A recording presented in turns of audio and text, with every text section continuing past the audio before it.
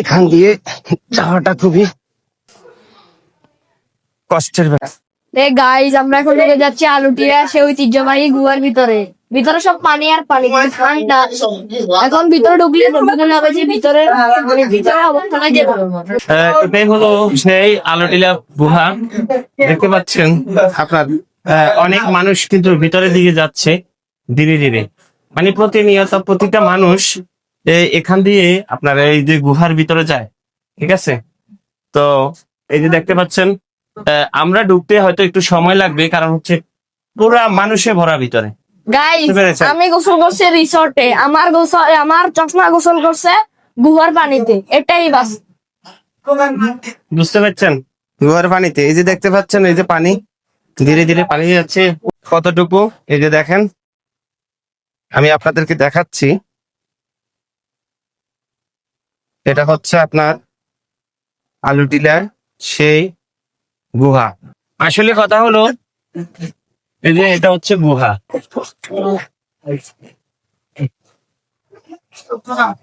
মানুষ আর মানুষ দেখতে পাচ্ছেন, এখান দিয়ে একটা গেট আছে পিছনে, গেট দিয়ে বের হয়ে যাব।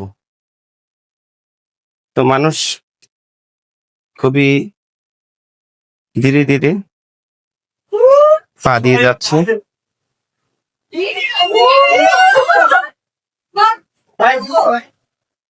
সবাই আনন্দ করতেছে।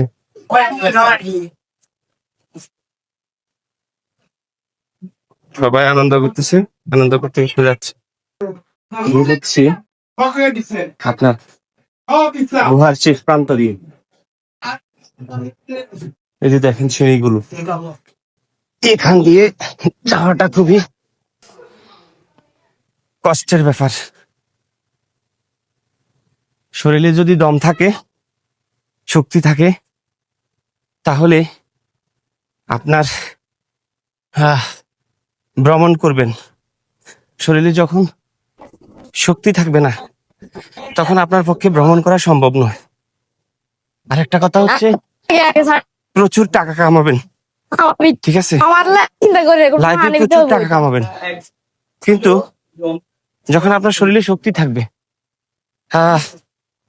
যখন টাকা কামানোর সময় টাকাই কামাবেন, কিন্তু আপনার ইচ্ছে করবে না ঘোরার জন্য। বুঝতে পারছেন? একটা কথা হলো, ঘুরবেন ফিরবেন যখন আপনার শরীরে শক্তি থাকে। অবশেষে চলে এসেছি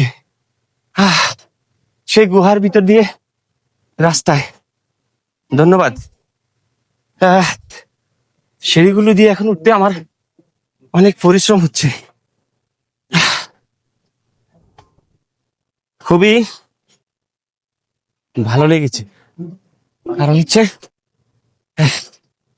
অবশেষে চলে আসলাম। এই যে দেখেন কতটা ঘাম বের হয়েছে। ধন্যবাদ। আসসালামু আলাইকুম।